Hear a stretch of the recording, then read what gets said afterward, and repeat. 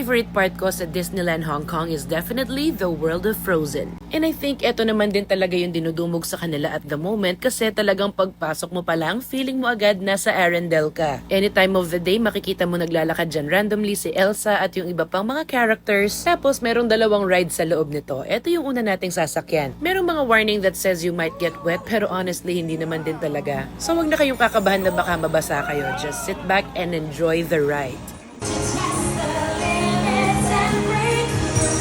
Of true love and full of frozen heart.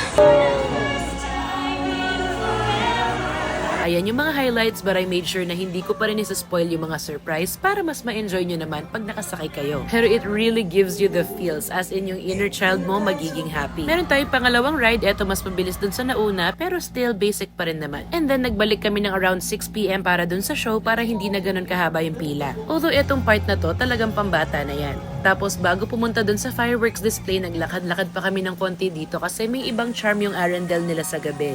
Let it go, let it go. Can't hold it back anymore. Let it go, let it go. Mag-picture kayo sa akin.